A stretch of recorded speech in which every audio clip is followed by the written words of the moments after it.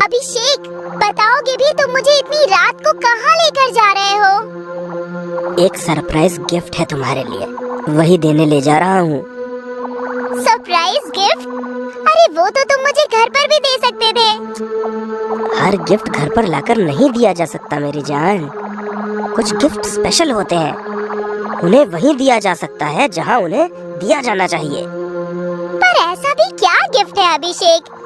मुझे नींद आ रही है। विश्वास करो मेरा, जब तुम वो गिफ्ट देखोगी ना तो तुम्हारी नींद छूमंतर हो जाएगी। चलिए देखते हैं, मेरी नींद छूमंतर होती है या मैं तुम्हारी नींद छूमंतर करती हूँ।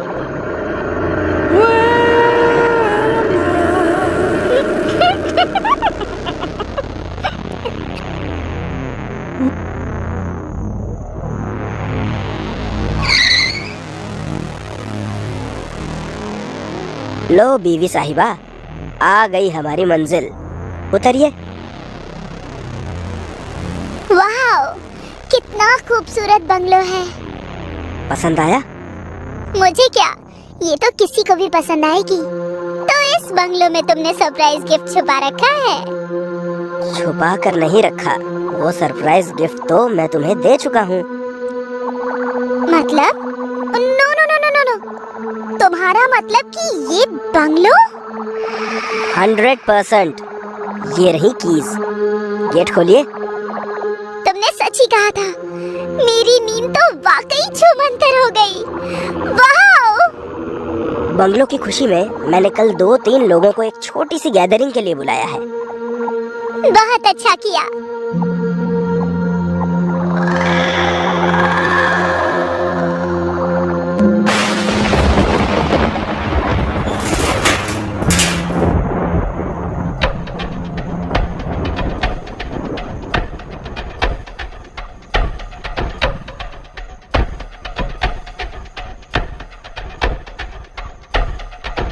अभिषेक, काफी देर हो गई है, अभी तक तो कोई नहीं आया। हो सकता है खराब मौसम की वजह से लोगों ने मन बदल लिया हो। वैसे शहर से थोड़ी दूर भी तो है ये जगह। ये मौसम बदल जाए चाहे लोग बदल जाए, हम तो हम हैं सनम, ऐसे कैसे बदल जाएं? हाय खुशबू जी, चलिए कोई तो आया। वेलकम। प्रीति, ये खुशबू जी है। 2 बंगलो छोड़ के तीसरा बंगलो इन्हीं का है, और ये बंगलो मैंने इन्हीं से खरीदा है। इस बंगलो की नई और खूबसूरत मालकिन को बहुत बहुत बधाई। इतनी सुंदर बधाई के लिए thank you so much. Abhishek, I think अब और कोई नहीं आएगा, हमें केक काट लेना चाहिए। चलिए। चलो। ये लाइट्स को क्या हो रहा है? डोंट वरी, कभी कभी हो जाता है, वायरिंग चेंज करवा लेना। भोला, मेरा मोबाइल बाथरूम में रखा है, जल्दी लेकर आओ, उसमें इलेक्ट्रीशियन का नंबर है, अभी कॉल करती हूँ।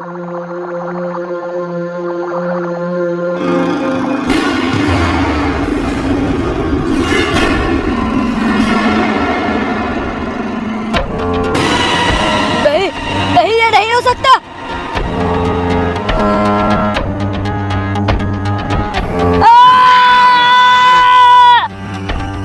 ये भोला अब तक आया क्यों नहीं? 1 मिनट, अभी आई। आज ही मार डालो इसे। पागल हो गई हो क्या? इतनी जल्दी नहीं, थोड़ा वक्त चाहिए मुझे, सब कुछ प्लानिंग से होगा। वक्त कहीं इतना ना हो जाए कि वक्त से पहले मौत आ जाए। भोला, भोला, कहाँ हो तुम? भोला, भोला कहाँ हो तुम? कहाँ चला गया ये? भोला, भोला, कहाँ हो तुम?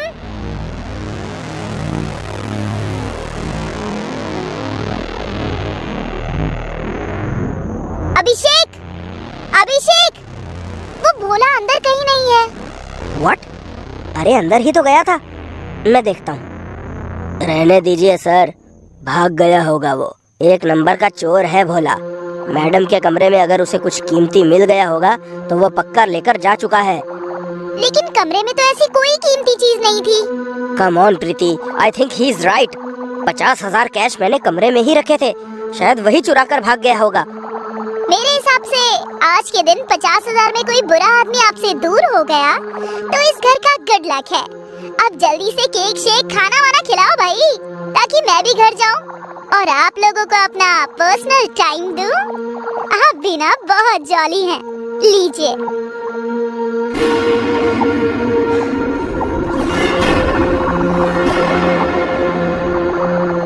प्रीति, मुझे ऑफिस का कुछ काम है, मैं हॉल में बैठकर कर लूंगा, तुम सो जाओ। ओके।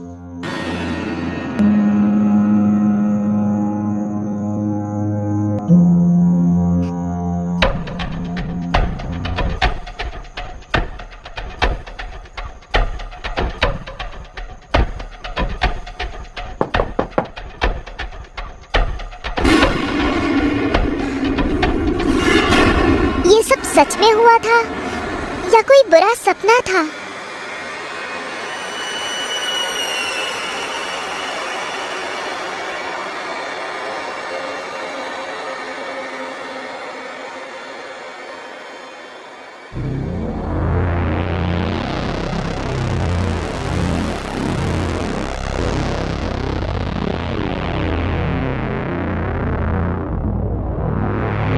अभिषेक, तुम यहाँ?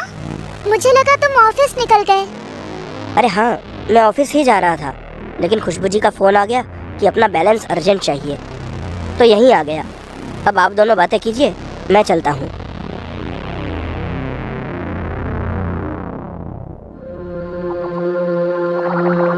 खुशबू जी, मुझे आपसे कुछ पूछना था। हाँ पूछो। कल रात मुझे ऐसा लगा जैसे कोई नीचे से मेरे बेड को खटखटा रहा हो, लेकिन नीचे देखा तो वहाँ कुछ नहीं था। कहीं उस बंगलों पर किसी बुरी आत्मा का साया तो नहीं, जिसके चलते आपने उसे बेच दिया?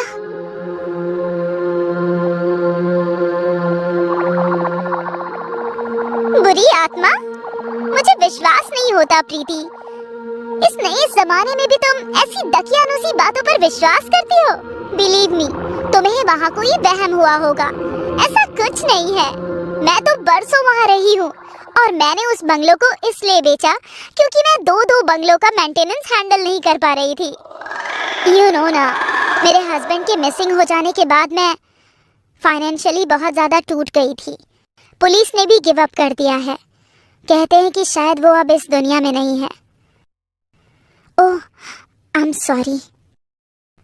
कोई बात नहीं, मैं चाय लाती हूँ। चाय फिर कभी, अभी चलती हूँ।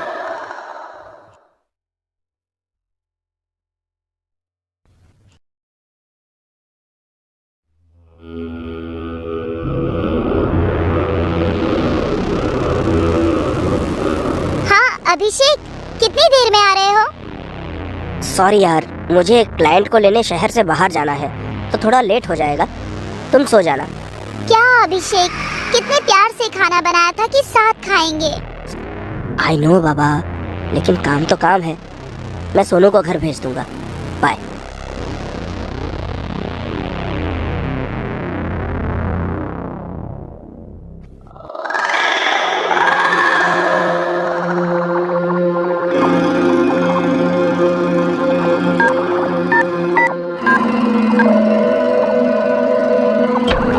क्या हुआ? जी नहीं भरा क्या प्यार करके, जो घर पहुंचते ही फोन कर दिया? बीवी ने देख लिया तो? वो अब कभी नहीं देख पाएगी, मार डाला मैंने उसे। क्या? मगर कब? कैसे? तुम तो वक्त मांग रहे थे, फिर ये सब अचानक? घर आ जाओ।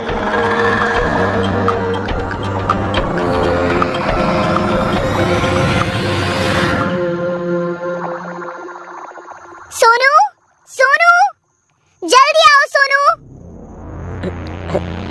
ये तो मैडम जी की आवाज है। क्या हुआ मैडम जी? सोनू, बेड के नीचे कोई है।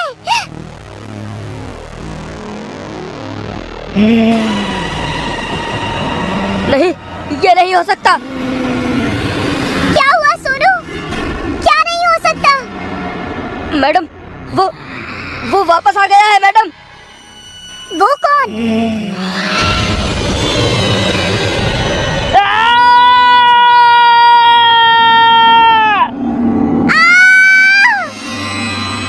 प्रीति, क्या हुआ?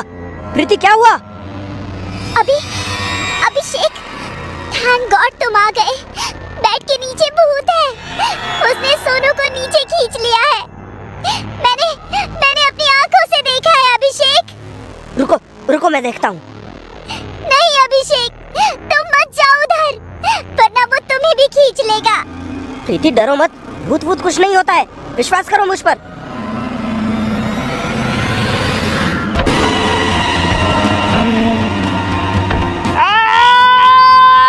प्रीति, बचाओ मुझे, बचाओ। अभिषेक, अभिषेक!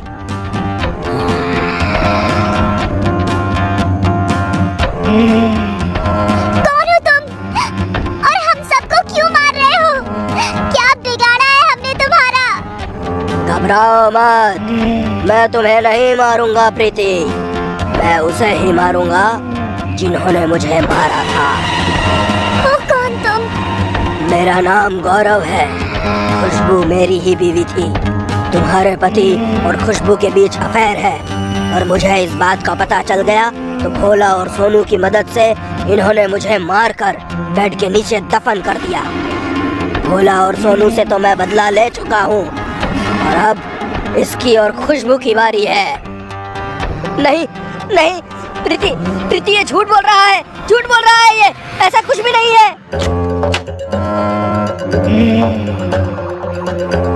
अभिषेक, तुम इसके साथ? तुमने तो कहा था कि तुमने इसे मार दिया है। गौरव? फोन अभिषेक ने नहीं, मैंने किया था तुम्हें। वक्त पर आ गई हो, अब तुम दोनों साथ मरोगे। गौरव, मुझे माफ कर दो, मुझे छोड़ दो। मैंने नहीं, अभिषेक ने मारा था। नहीं गौरव, ये झूठ बोल रही है। मैंने नहीं, इसने ही मारा था तुम्हें। मैं जानता हूँ मुझे किसने मारा था। तुम दोनों मरोगे।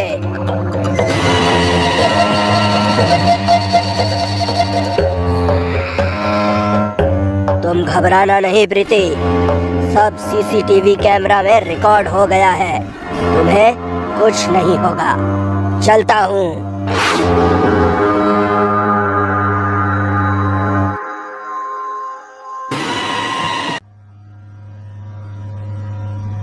इस दुनिया में हर चीज भोगने के लिए बनी है, लेकिन कुछ चीजों का सुख भोगने के लिए इंसान इस छोटे से जिस्म में खुद बड़ा लालच पाल लेता है।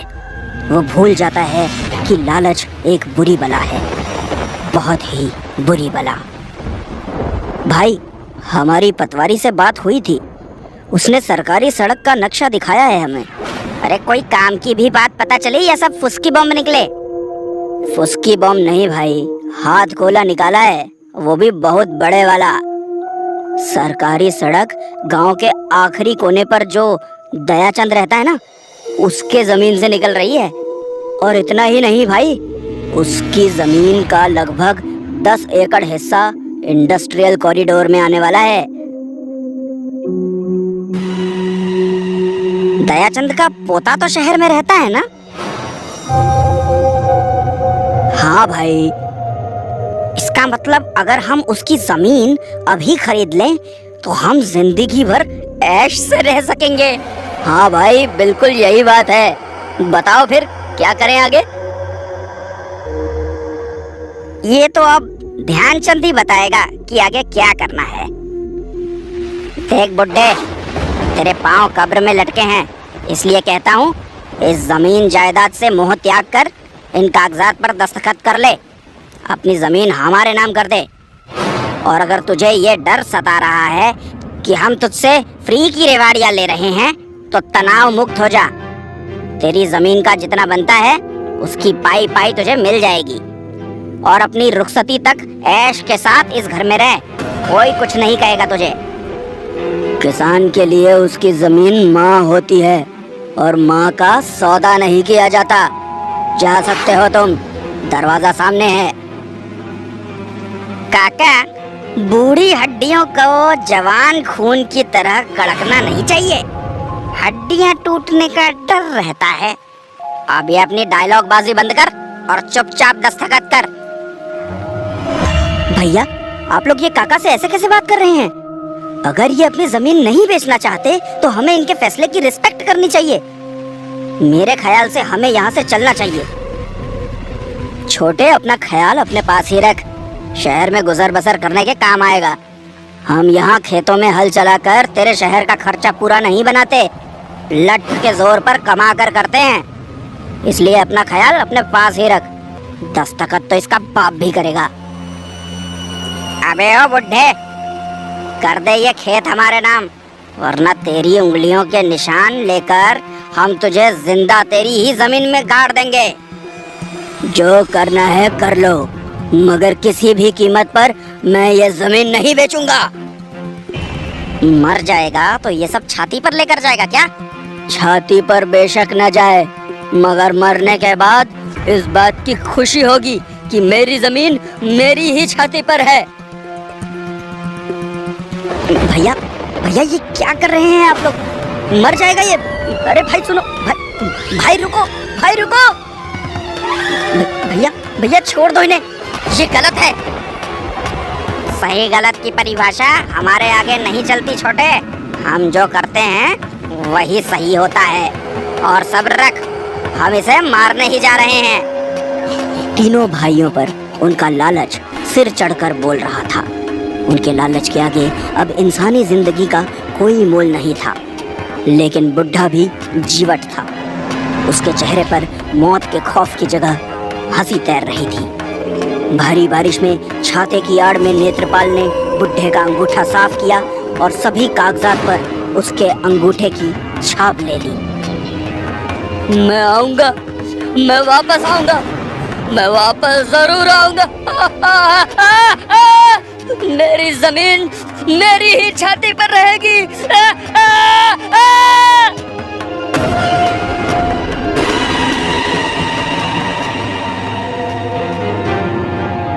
भाई, आज शराब के हर घूंट के साथ दयाचंद की याद आ रही थी। पिछले साल जब उसकी जमीन हथियाई थी तब भी यही मौसम था। साला क्या बोल रहा था? मेरी जमीन मेरी ही छाती पर रहेगी।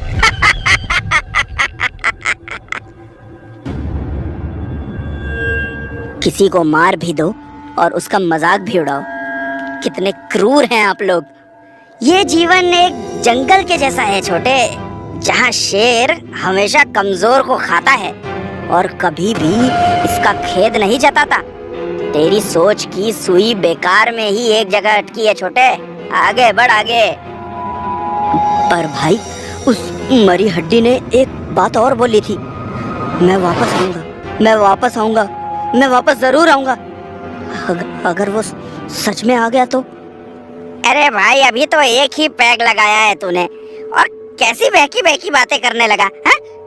दारू पी आराम से, मरे हुए लोग वापस नहीं आते कभी। अरे लेकिन सोचो, अगर वो वाकई में आ गया तो वो हर बुराई को खत्म कर देगा, जैसे भगवान राम ने रावण को मार कर किया था। मैंने कहा था ना कि मैं वापस आऊंगा। मैं आ गया तुम सबको लेने। नहीं नहीं, ये नहीं हो सकता। पर ये तो मर चुका है ना भाई। जान बचानी है तो भागो।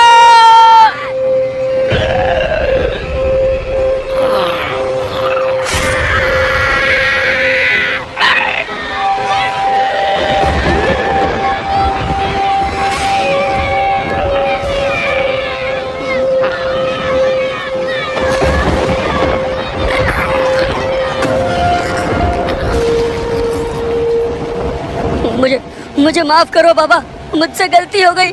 मैं आपको आपकी पूरी जमीन वापस कर दूंगा। मैं आपको और 10 एकड़ जमीन दे दूंगा, बस मुझे मारना नहीं। मौत सामने देखकर तेरे जैसे सभी लालची क्रूर इंसान मौत को भी पैसों से खरीदने की कोशिश करते हैं।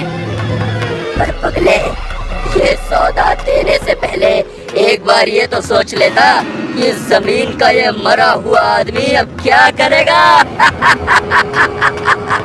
बोल, क्या करेगा?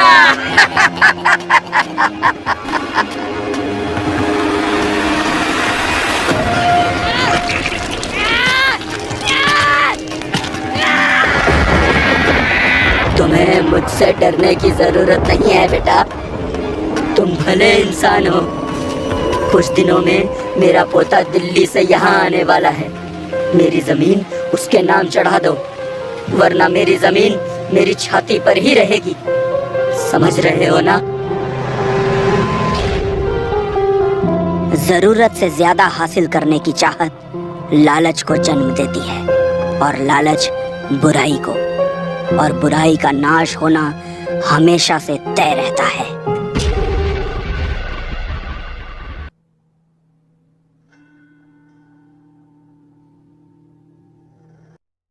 सदियों से एक कहावत हम आए दिन सुनते आए हैं कि इंसान जो बोता है वही काटता है।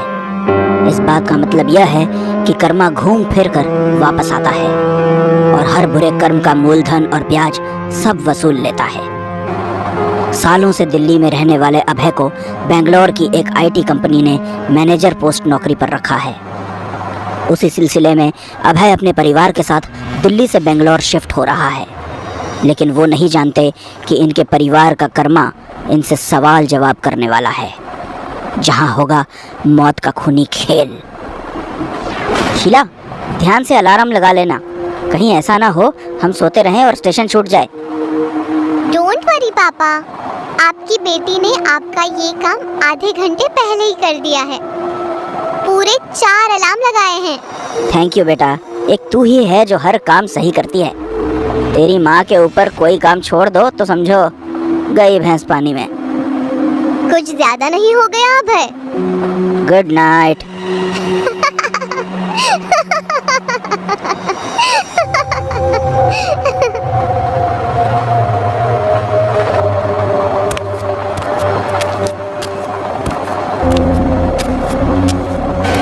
पानी है क्या? कौन है भाई?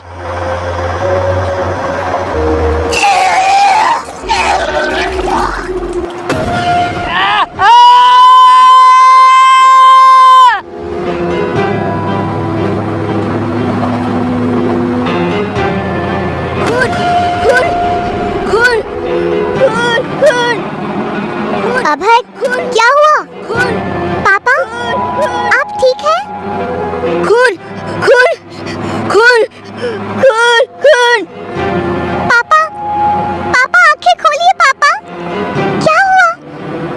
अभय, कैसा खून? खून, खून। अभय, होश में आओ। अभय!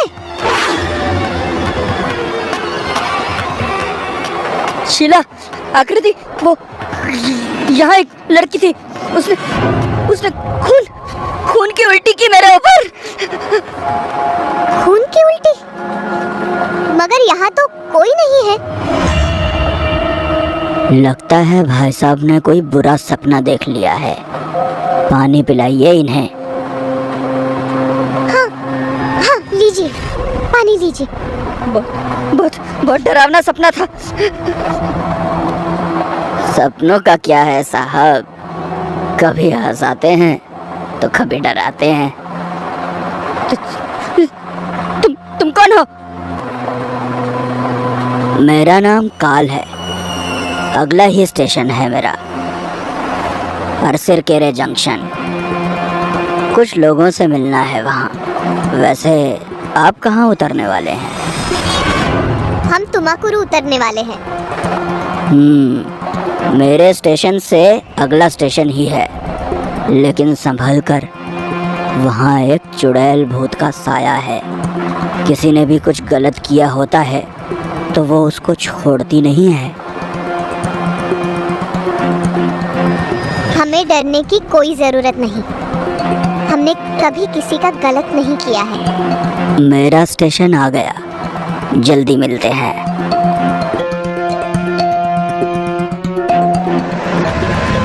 यह आदमी बहुत अजीब सा लग रहा था मुझे। अजनबियों की बातें अजीब लगना आम बात है पापा। तो हो जाए हाई फाई। अभय और उसका परिवार अपनी हंसी में बुरे सपने को पल भर में भूल गया, लेकिन अभय के माथे पर चिंता की लकीरें जरूर नजर आने लगी थीं। मगर अपनी चिंता से ज्यादा अभी ध्यान उस स्टेशन पर देना था जहां उन्हें उतरना था। तुमाकुरु स्टेशन आते ही तीनों उतर गए। उस स्टेशन पर उतरने वाले वही 3 लोग थे। उनके उतरते ही ट्रेन आगे बढ़ गई। तीनों अब स्टेशन से चलने ही वाले थे कि तभी आकृति की नजर स्टेशन के एक कोने में जल बुझ रही लाइट पर अटक गई, जहां लाइट बुझते ही उसे सफेद कपड़े पहने लड़की दिखाई दे रही थी। उसे देखते हुए आकृति को ट्रेन में मिलने वाले अजनबी काल की बात याद आ गई। वहां एक चुड़ैल भूत का साया आए दिन देखने को मिलता है। अगर किसी ने कुछ गलत किया होता है तो वो उसको छोड़ती नहीं है। पापा, पापा देखो उधर कोई है। कहाँ बेटा?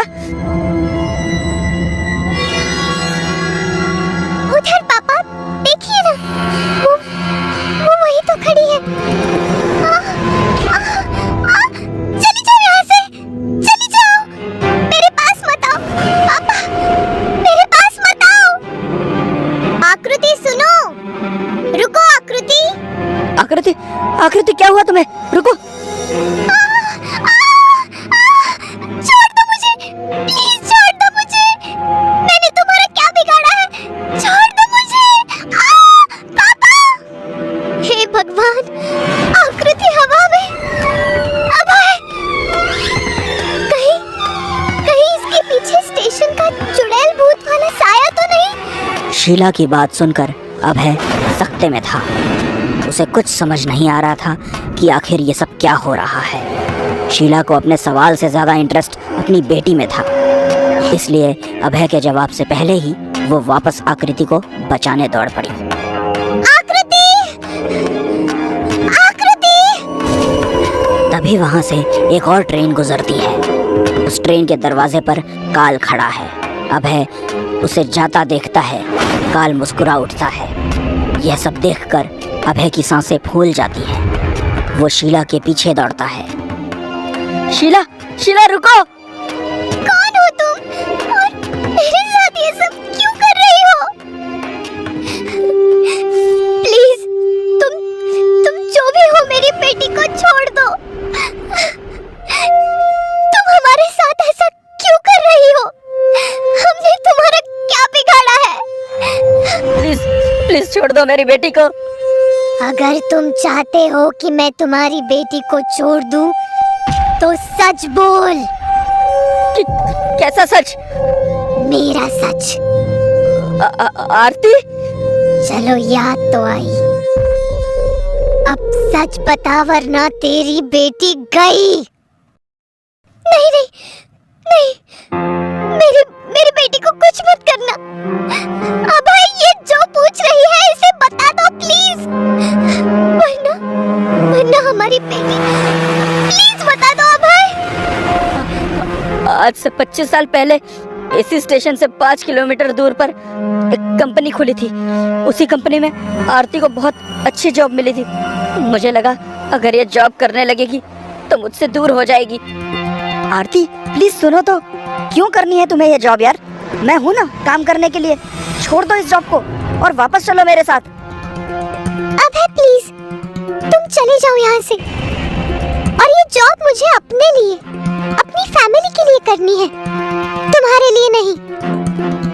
मैंने तुम्हें कितनी बार कहा है, हम सिर्फ दोस्त हैं। इसलिए प्लीज मेरा पीछा करना बंद करो और ये शादी का ख्याल अपने दिमाग से निकाल दो प्लीज। अगर तू मेरी नहीं हो सकती तो तू भी अपने मन की नहीं कर सकती।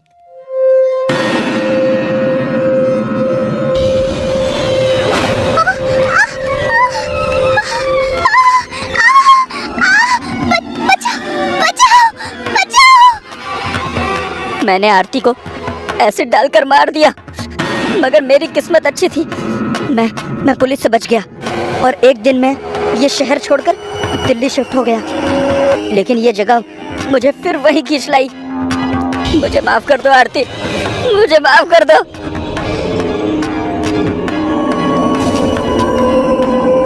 माफ किया? तुमने तो इसे माफ कर दिया आरती, लेकिन हम इन्हें माफ नहीं कर सकते। चलो बेटा। शीला, आकृति, प्लीज मेरी बात तो सुनो। शीला। लेकिन शीला और आकृति अभय की बात नहीं सुनते। तभी ऑपोजिट डायरेक्शन से एक ट्रेन आती है। जो काल अभय की बोगी में था, जो एक दूसरी ट्रेन के दरवाजे पर भी था, वही काल इस ट्रेन के इंजन में इंजन ड्राइवर के बाजू में खड़ा था। अभय ने अपनी ओर आती ट्रेन की ओर देखा और अपनी गिल्ट से हमेशा हमेशा के लिए पीछा छुड़ाने के लिए उसके सामने खड़ा हो गया और काल की ट्रेन उसे साथ ले गई। मुझे माफ कर देना प्लीज। इंसान चाहे जो कर ले, बुरे काम का नतीजा एक न एक दिन उसे भुगतना ही पड़ता है। अगर आपको लगता है कि आप चोरी छुपे गलत काम करके बच जाएंगे, तो आप गलत सोचते हैं। काल हमेशा से हमारे साथ चलता है।